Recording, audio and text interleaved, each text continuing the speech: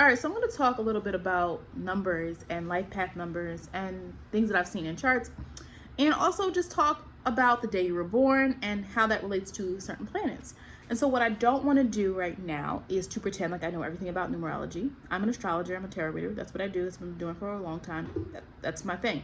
But as I've always said, like, I am interested in other knowledge. I'm always learning new things and seeing if it relates to me. So I have been including life path numbers in my birth chart readings for people and explaining how it relates to the rest of their chart, and I've noticed some patterns. And the reason I say that I'm astrologer and tarot readers, because in the spiritual community, it can be tempting to want to dabble in everything. I think numerology makes sense to embed in astrology because there's so many overlaps and things of that nature that you can see. But I always say in general about spirituality is know what you are, know what you're good at, what is your natural gift. Because a lot of times I feel like with spirituality, there's so many topics and so many people want, to do certain things, but it's like you don't have to do everything. You don't have to do spells. You don't have to do tarot. You don't have to do this. You don't have to do palm readings. You don't have to do Reiki readings. You don't have to do chakra readings. You don't have to do cleanses. You don't have to do. You find what you do. Now, maybe you do. Maybe you're good at everything. But I found, and maybe it's because I'm a North Node in Taurus, stick to what you are good at. Build on that. Build on that. Keep building on what you're good at. Because if you find what naturally calls to you, and that's going to be the answer when it comes to spiritual stuff. That's not what this video is about. Let's move on. So I say all that to say there's people online that probably have way more information than I do about numerology. So I'm not here pretending to have it all or all the answers for that. Now, what you will see is I've noticed some patterns. So for example, I know someone personally, they're number 11, and they have their sun in the 11th house. So a lot of times we can look at the sun and, other personal planets as important indicators of certain personal traits or certain, themes that are emerging or huge in our lives. I know I had a client, number 4 life path has a 4th house stellium. Another client I noticed number 6 life path, number 6 house stellium. It's not always a stellium. And I have plenty of more other examples of how I've seen numbers play out in somebody's chart. Like, oh, they're number 2 and their moon is at the 2nd degree. And I just spent like a long time in their chart explaining their moon sign because they have all these aspects to their moon. You see what I'm saying? So there's a lot that can go into that. And so that's why I started to get really interested in the numbers, was because I started to see patterns in certain people's charts. And in most people's charts, there's going to be some indicator of the life path number somewhere. So sometimes we could look at the degree. I'm a life path number 1, but I do not have anything in the 1st house, but my sun is at the 1st degree, to use as an indicator. And also, if you look at the description of a number 1 in life path number, it sounds very similar to Leo, and I have 2 Leo placements. So that's how sometimes we can see it in your chart, even if it doesn't directly look like it. Now, in life path numbers, it's not a perfect correlation to the zodiac, meaning if you read the description for a number 1, it does not sound like Aries, it sounds like Leo. Number 2 sounds like a combination of Cancer and Libra, in my opinion. Number 3 does sound like a little bit like Gemini. Number 4 does not sound like Cancer. So you see what I'm saying? Like, understand that there's going to be overlaps and there's going to be things that don't seem like they overlap, but this can all be used in the chart. Now, again, I'm just doing basics. When I do a chart, that's when I go more in depth of like, how does this correlate? Okay. Your life path, your North Node is what you need to do, what you need to attain to. Because the South Node are traits you already have. So the South Node is not get rid of that sign. Don't ever use the energy of your North-South Node. The South Node is, you've already done that. You probably come into this world really good at whatever your South Node sign is. Now you need to make some moves to attain your North Node. Okay, that is the difference. Life path number, in my opinion, is you just have to embrace it. A lot of things will naturally come to you. I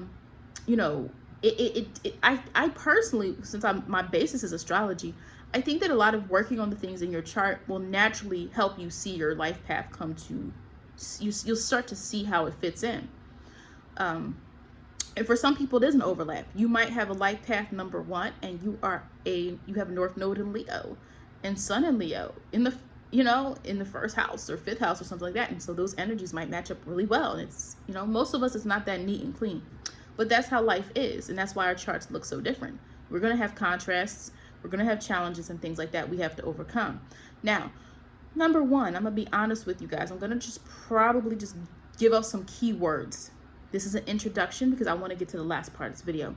My experience with the number one is when I was first introduced to this life path number stuff years and years and years ago. I didn't really get into it. And so I read it, I was like, okay, it didn't resonate with me because number ones, the keywords are creativity.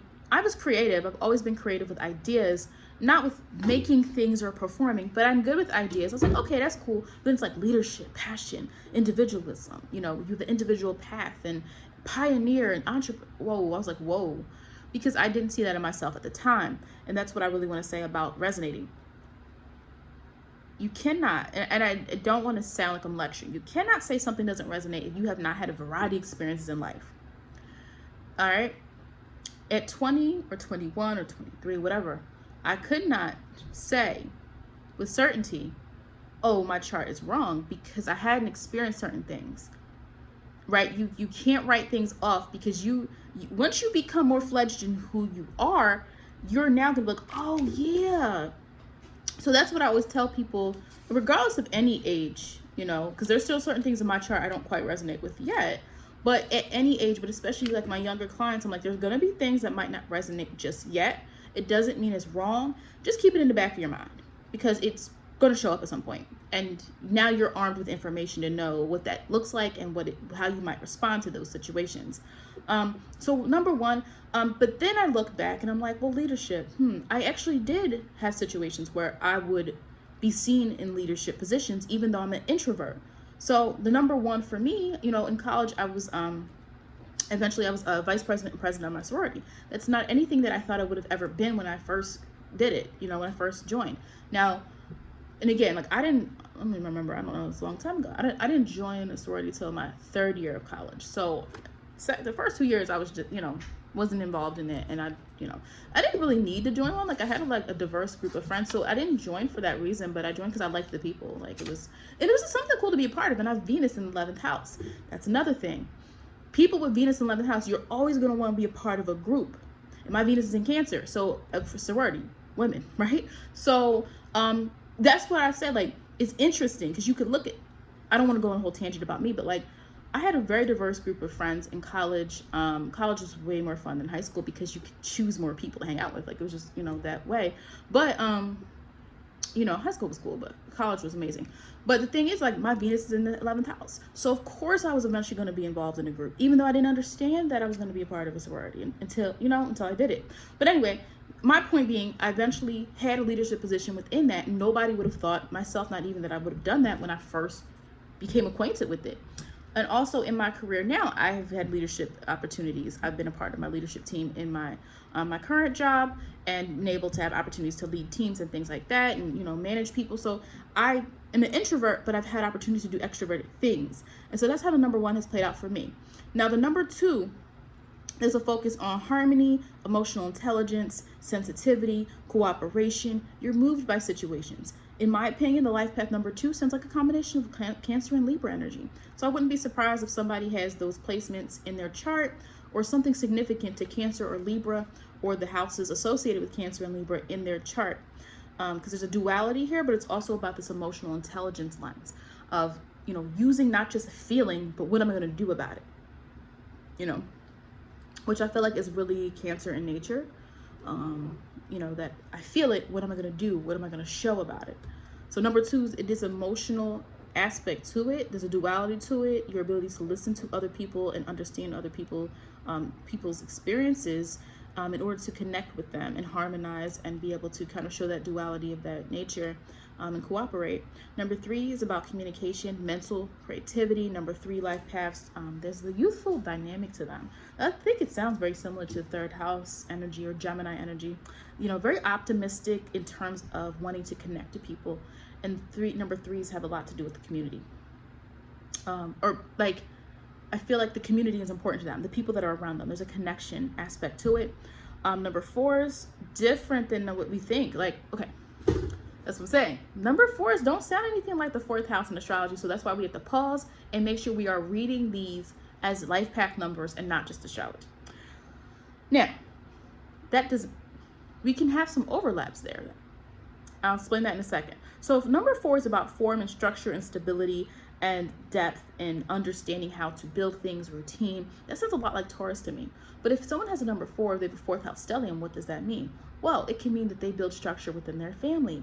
They are the glue. They are the person who is able to, they bring stability. Do you see what I'm saying? So even though the 4 doesn't sound like the 4 in astrology, there's still connections we can make in your birth chart. But also, like, the 4s are related to teaching, building things, kind of showing other people how to do things is the number 4. Number 4s, again, like, I feel like it's a very Taurian energy of like slowly building, of slowly making sure things are slowly making sure things are, there's an order, there's an organization. So number 4 is the concept of organization might be really important to the lives of the number 4. Putting things in a particular way can be number 4s, right? They build systems, they build things up, they show people how to do things. That's number 4. I know a number 4 who has those components. Other components to the chart as well, but it has those components. The number 4 is connected to also this concept of information and giving information on how to connect things, how to build things. It's links to teacher. Now again, I know teacher, sometimes we think and we hear of like Sag, we think of Sag energy, but this person actually is a teacher and they have a number 4 life path. All right, very interesting chart. They have a very interesting chart. They have like a planet in almost every house. It's interesting. Number 5, it has to do with freedom and not being restricted and having an aversion to rules in a way, indulgence in the things that they like, indulgence in the things that they enjoy, experience and thrill seeking, exploring. Is the number 5. Kind of, I wouldn't say leading away from responsibility, but kind of just enjoying. So some of them, I know one, they're very playful. Like their life is very playful. Their hobbies are very playful. I wouldn't say childlike, but their hobbies are more like fun, like not like typical adult stuff, They're a number 5. And number 5, I do think is similar to this concept of sun and the concept of the 5th house. So you could make those connections. Or you might see a lot of fire energy. This 5th house, the number 5 person I'm thinking of, they're in Aries with a Sag rising. So, there's some fire elements sometimes. If you're a number 5, there's some type of fire energy that you might have in your chart that we see. Number 6s, I think, are very similar to, if those of you who do tarot, the 6 of Cups, 6 of Hearts, memory and joy. Number 6s, there's a nurturing element. We talk about the home, the family, there's emotional security. If a person does not vibe with their family, it might be creating your own version of family, giving love to somebody else or a group of people who you make as your family. But there's usually some concept of connectivity, of warmth with a number 6 life path number person. You might see that in the chart in many different ways. The nurturing element. So number 6s, I definitely would say would have some type of connection to the 4th house. So you might see a number 6 that has 4th house placements, or a number 6 that maybe has Cancer placements, or just any placement that can show this kind of compassionate nature that they might have.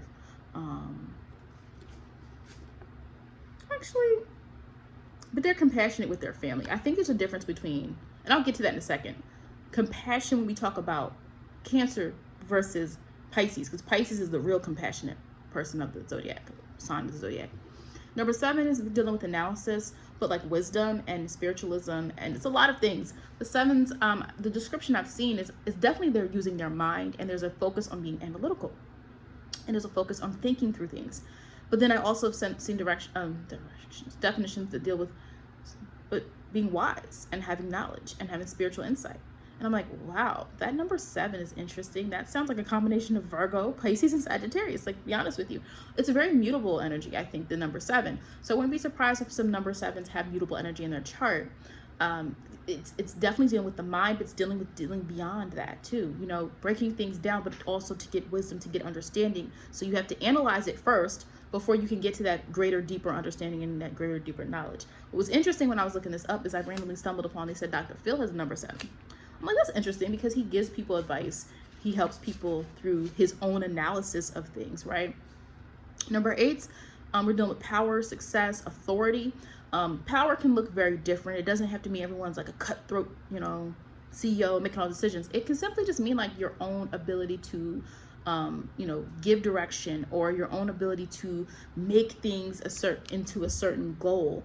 Power that way. It can be inner power. It doesn't have to mean your power over everybody else. But maybe this is the person that climbs up. This person knows their own power. When you know your own power, you have your own way. It doesn't mean you don't ever need help, but there's a different awareness of what you need to do to get there. And when I was reading the number 8, it sounds like a combination in a way of Capricorn and Scorpio energy. This focus on authority, this focus on power, this focus on, being able to, I would say like really, focus a lot on what you truly want and then push it outwards. Into, right? It's inward and then out. Inward, out. Okay? Is what I do the number 8. So number 8, there is money. Money can be important to you. It doesn't have to mean you're money hungry, but it can mean you know how to make it. You know how to flip it. You know how to, this might be the person, number 8. Actually, let me not do that right now. I was going to say like, I know you do this because I know somebody and I'm like, I wonder if they're a number 8 because I've seen them do this. But anyway, my point being like, this might be the person who kind of, can take anything and make it into something else because they have a vision and they have a goal for how they want things to be. And so they're able to look at something and they don't really need to confer with a bunch of people. Sorry, I'm just looking at something real quick. They don't have to confer with a bunch of people to figure something out. They just do it, and it's because of their inner power, their inner awareness, oh my goodness. The person I was just thinking of is a number 8. See, I know my stuff. She's a number 8, and I've done her chart before, and I know her personally. But that's all the details I'm gonna give out. She's a number 8, and she's good with knowing where to put her resources. She is good at knowing how to save money and use that to further her goals. Whatever she says she's going to do gets done because she has this really intensity about her goals and how they are going to come out. Wow, that's so interesting. I was like, she might be a number 8. She's a number 8. Okay, number 9. Completion, universalism. I think number 9, there's definitely this kind of Piscean energy, I guess you could say. Being universal is when you are understanding that everybody needs something. And when universalism, when you think of the number 9s, Pisces in general, it's this, I'm humanity. So number 9 sometimes might have some type of ability to help humanity, or they go into fields, or you might be in situations where you feel like you want to give back, but you don't want to give back. It's not a specific group of people. It might be like, I'm going to help everyone. Number 9, a healer, in some way, shape, or form. Now, not everybody wants to be a healer that we might think of. Maybe you're a doctor, or maybe you are someone who goes and visits different places to help sick people, because that would mean you're more open. So number 9s, no matter what they do, there's a connection to others, to people, not this cancer.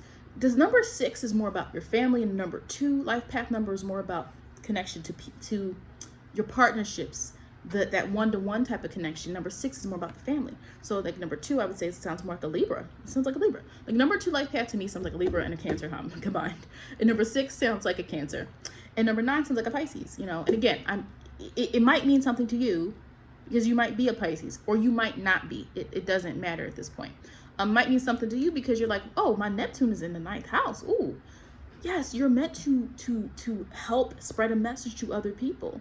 Your compassion is going to affect more than one person. It could even be like something you do spreads and now it's now able to help people. It's a more universal type of situation versus the 6th house person. I mean, not 6th house, but the number 6 might be more about something within your family. So maybe you provide a lot or help for your family and the people that you consider family. But if you're number 9, you have a more widespread dedication, to others. Number 11 is considered a master number. It can be intense and difficult for some because it's such a responsibility. The number 11, because technically you have combinations of both. You have combinations of both they say you have combinations of the 1 and the 2. And so you're trying to blend those things together, but you are considered a healer. You are considered someone that has an influence. What I've seen personally, because you're a double 1, you're 2. So creativity, independence. So you have to learn your independence and then be able to merge that with your ability to connect intimately to other people, right? When we talked about the number 2 being of emotional intelligence. Now, the thing about the 11, I've seen, they don't have to do much to influence people. They don't even have to convince people. 11s have this natural way of people want to be around them. People draw to them.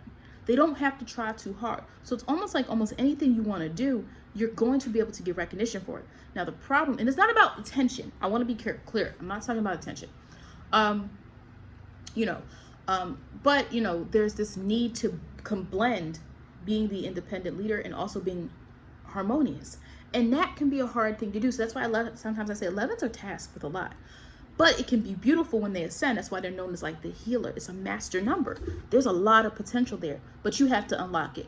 And again, this video, I don't want to go to too much depth because there's a lot I can say about what I've seen so far and learned about the 11s.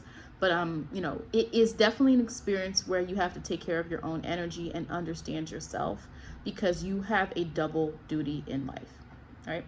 But it can be beautiful. You can have a lot of influence in a positive way. 11 is not really about power and control. The 22s. All right, the 22s is a similar thing. Not similar, but it's another master number. So what happens is if you get an 11 or a 22, you're supposed to pause, stop, and be like, whoa, don't break. You can break it down, but you also are supposed to keep in mind that 11 and 22 are master numbers. I've also seen somewhere someone said there's another one like 33, but I'm not going to get into that today. I'm just doing the basics. But the 22s have aspects of the 4 and the 2. So you're showing through partnership, or you're showing through your emotional intelligence how people can be stable. So you might even be in positions where you're able to emotionally connect to people, but you're not just connecting just for the sake of connecting. You're connected so that you can give them foundation, give them something sturdy. So I wouldn't be surprised if some of the 22s have earth placements in their chart, because you have to have foundation yourself before you start giving anybody else foundation. You have to be able to have your, be able to stand on your own. And so if we know that the 4 is the master builder, if we know the 4 is the builder, right? And 2 is about coming together with others. And 2, let me look back what I said. Number 2 is about harmony, right? And coming together, but you're not just living in that emotional space. If you're a 22, you're not just supposed to just embrace emotion. You're supposed to use that in order to teach maybe about it, or show people it, or show people what you can do when, like, how does having more emotional stability, how does coming together help us with what we are trying to accomplish and what we are trying to build. So this might be a person who's really good with even in their career. You bring people together to do your job. You might be a person, and again, we would have to look at the rest of the chart. You bring people together because you can emotionally connect to them. And because of that, they want to work for you. You have really good work relationships. You're able to tell people how to do things and they listen to you because you've already taken that time to emotionally connect to them on a wavelength. And emotion doesn't mean you sitting there crying with somebody holding their hands. It's, I feel like you care about me. And then the 4, right? Because you're master number 22. We're looking at you, the 2 and the 4.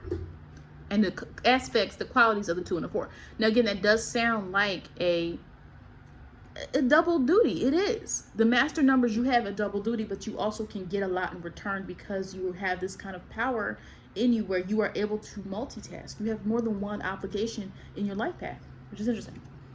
Okay, briefly, I want to go over this next part, your birthday. So what we can do with your birthday is we break it down to a number and it associates with a planet. And then we can look at how that planet correlates to your chart. So for instance, okay, if you were born on the 12th, we do 1 + 2, we get 3. Jupiter is your birthday planet. Now that can mean different things for different people. For some of you might say, oh, my Sagittarius is my rising. That makes a lot of sense. So now we're looking at the fact that there's a double influence here of this number 3 and this Jupiter energy in your chart. If you break down your birth date number to 4, so again, your birth date, meaning not the month, the date. Again, birth chart would give more influence, right? So like I can say, okay, you were born on the 12th, you have a number 3 birth date indicator, but your Jupiter might be in Capricorn. So if I did your chart, we would be analyzing that. You get what I'm saying? Uranus is number 4. If your birth date breaks down to number 4, Mercury is number 5, Venus is number 6, Neptune is number 5. Wait, what? I'm sorry, I did that wrong. Sorry. Neptune is not number 5. Neptune is number 7. Sorry about that. I'm like, that don't seem right. Neptune is number 7. Saturn is number 8. Okay. And Mars is number 9, and the sun is number 1, and the moon is number 2. Okay, so again, you would be using the number. Don't go, if you were born in October, don't put 10. No, if you were born on October 14th, 14, 1 plus 4 equals 5. So the birth date planet associated with you is Mercury. And then from that, let's look at Mercury in your chart. From that, let's look at what's in your 3rd house. Okay, what if there's nothing there? Was there anything in the 6th house?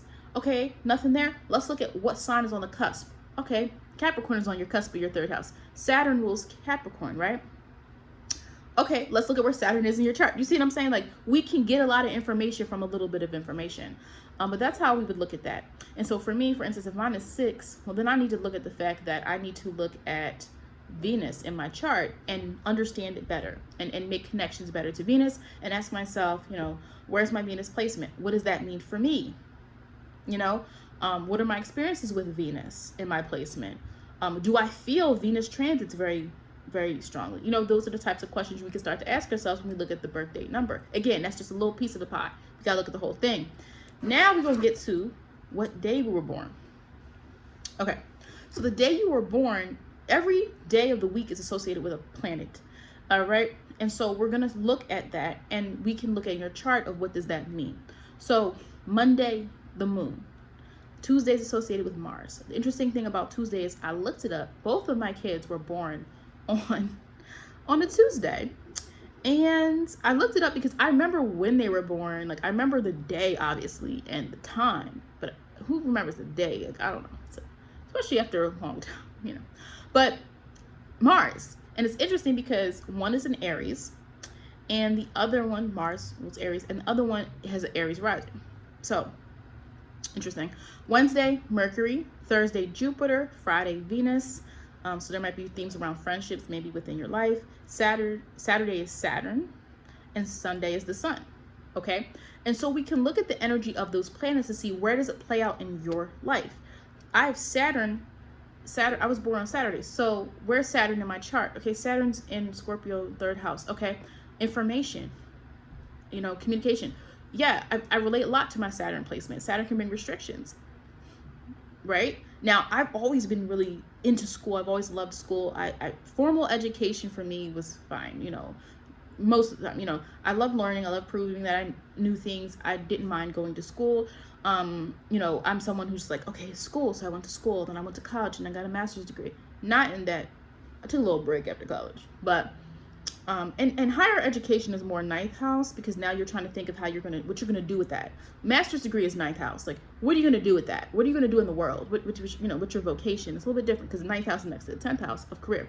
But point being, my Saturn being there, my Chiron being in Gemini, learning to get my voice, Saturn being in the 3rd house associated with Gemini. So for me, that's true, but then also this depth of knowledge. This Saturn and Pluto being in my 3rd house. So I had to look at my Saturn and say, yeah, that's why I'm so interested in education and teaching and giving people information. Like, Saturn does mean something to me in my particular chart, and I resonate really well with that, right? And you might resonate well too. If you're born on a Monday, maybe you resonate with the moon. If you were born on a Sunday, maybe you resonate with the sun and your self-expression. And if you were born on a Wednesday, maybe you resonate a lot with your communication style, or you view it as very important to you.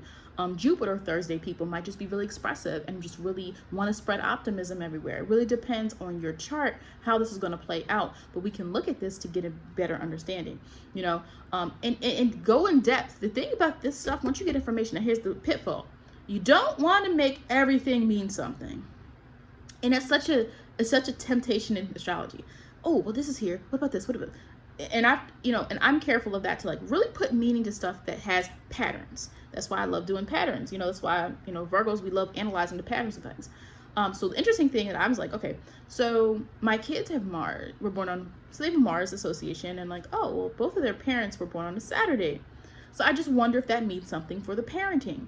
Because Mars can be kind of reckless, I'm going to do what I want type of stuff, and Saturn can be very parental, and Saturn can give you lessons, and Saturn's going to be like, because the thing about Saturn is they're teaching you lessons so that you can get something in the end. It's not about Saturn trying to just control you or be mean to you. So I just wondered, I was like, oh, that's interesting. In my family, that dynamic, the kids were born in Mars, on this, the kids were born on Tuesdays and both parents were born on Saturdays. So that's interesting. That's a pattern. So I can explore that a little bit. Again, I don't know. I have to do a little bit more thinking on that one. But that is basically it. I hope this was helpful. Again, there's so much other information out there. I'm, again, this video was not me saying I'm an expert on numerology, but I'm just sharing my method on how I do it within charts and how I've been able to help clients understand the numbers that are in their particular chart. Thank you for watching. Please like this video. If you are not yet subscribed, please hit subscribe. And again, I'll probably have a video up throughout the week, so please check that out.